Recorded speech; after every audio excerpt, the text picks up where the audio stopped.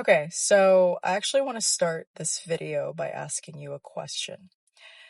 Why have I spent the last several years studying psychology and habits and trauma and health and identity and the Bible, um, and even the nervous system? And the I think like if you're just kind of looking this at first, you might think that this is like an unrelated topic, right? Like all of these are just kind of unrelated topics that I just randomly talk about. Some of you have found me because of my Bible studies. Um, Other people just kind of found me through videos about identity and healing or overthinking and emotional health. Maybe some of you have found me, because of like the gut health videos that I've made. But I guess, maybe some of you have also thought like, how do all of these things fit together? Um, and for the longest time, I wasn't really sure like how to explain it either. I just knew that I was always drawn to understanding people. And I think over the last few years, I've just realized that um, they have all been just helping me answer one question. How does God actually transform a person? And I think that I've finally found the framework that just kind of ties everything together. Now, obviously, I don't have all the answers, so I will say up front that this framework will change as I continue to walk with God. But as of right now, here's what I found. God designed us, sin distorted us, Christ restores us, and understanding the design will help us cooperate with the one who is restoring us. And I thought about that, and that just, it really helped me change the way that I see almost everything. Because one thing that I've realized about myself, I did like a shorter video on this, but I just naturally create frameworks for everything. Okay. The way that I study scripture, it has a very specific framework. Same thing with the way that I study people in the Bible. It has a structure. That's why I created that specific study guide. Same thing with how I approach healing, right? It all has a structure. The way that I think about habits, it has a structure. Even how I steward my physical health, I have a very specific structure. I don't enjoy collecting random pieces of information. I need to understand how it all connects because when it connects, it just makes way more sense. And the more that I study scripture, the more I just realize that God himself is incredibly intentional. Creation has order. The human body, it has order. Our minds have order. Relationships, spiritual growth, it all has order, right? God, we know, is not the author of confusion. And so naturally, I just started, I just started becoming really fascinated by understanding his design, which really led me to study scripture just way deeper. But I think it also just kind of led me to ask more questions, where I'm like, well, why do people stay stuck in patterns that they hate? Like why can someone genuinely love God but still really struggle with fear? Or why do like some habits just seem really automatic? Why is it just so difficult to renew our minds even when we know what's objectively true? And like why does, trauma and all of these really painful experiences just kind of affect us the way that they do? And I've just come to find that like every answer always pointed back to something bigger. Okay? God designed us with incredible wisdom, but sin, it just distorted every part of that design, like spiritually, mentally, emotionally, relationally, even physically. Um, and when I realized that, it just really changed everything for me because I think that one of the biggest misconceptions today is that biblical transformation and self-improvement are like basically the same thing. But I don't think they are. Because from the outside, it can look really similar, right? Because both of them encourage discipline. They both encourage healthier habits and like emotional growth, and self-awareness, and like becoming, a better spouse or friend or parent or teacher, whatever it is. But underneath the surface, they are moving towards completely different destinations. And your destination just determines everything, you know? Because, like, imagine two people waking up every morning. Both of them exercise, they both journal, they both read and work on their habits and practice gratitude. From the outside, their routines look almost identical, right?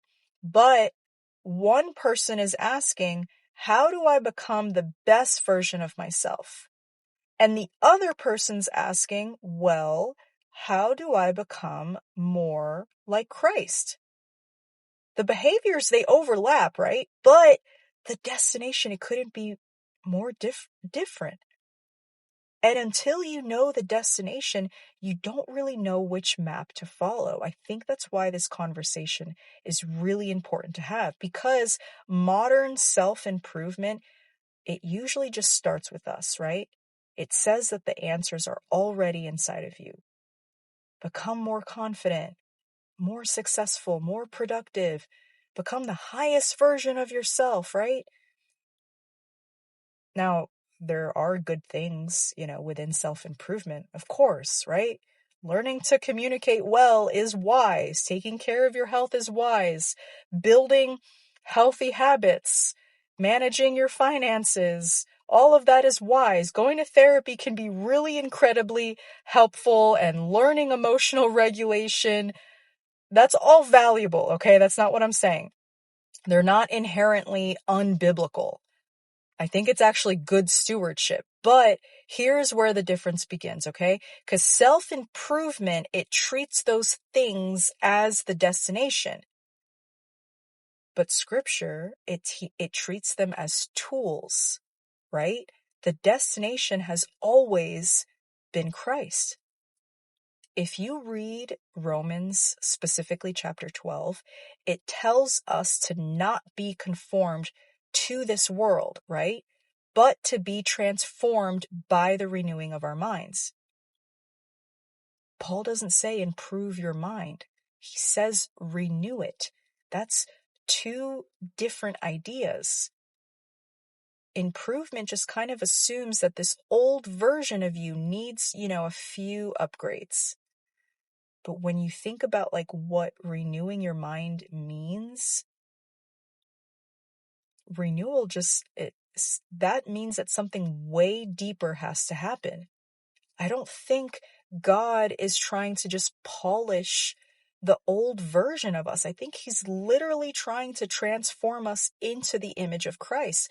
That is why the Bible doesn't simply tell us to behave differently. It talks about receiving a new heart, a renewed mind, right? A new creation and identity. That's restoration. And, when I started thinking about that, it just literally completely changed the way that I started looking at psychology and neuroscience and habits and health. I study them now because I really believe that they just reveal the brilliance of the God who designed us. The better I understand his design, the easier it becomes to really recognize sin's distortion. And the easier it becomes to recognize Christ's restoration, it's just changed everything about my walk with God. Think about it this way. If someone handed you like a really beautifully handcrafted piano and you had no idea what it was designed for, you might use it as like a bookshelf, right? Stick with me, okay? It would still hold the books, right? You could probably even become really good at organizing books on it. you could even improve it as a bookshelf and paint it and decorate it and make it stronger. But no matter how much you improved it, it would never become what it was created to be. And I think that we usually do the same thing with our lives, where we spend years trying to just optimize ourselves without ever asking, like, what were we created for? Like created. We become more productive and more disciplined and successful and confident, and they're not bad, right? But if we've improved the wrong thing, we've missed the purpose. The Bible teaches that we weren't created primarily to just be admired on the internet or in real life, or wealthy or influential or even happy. We were created to know God, to love Him and reflect His character and live in relationship with Him. Which just means becoming more like Jesus isn't some, arbitrary, like, religious goal. It's to return to what humanity was always meant to be before sin distorted it. And this just really changed the way that I think about healing. I think that a lot of people just assume that healing happens when your pain disappears. And listen, sometimes it does. Praise God when it does, okay? But sometimes God heals us differently. And He heals us by changing us in the middle of the pain.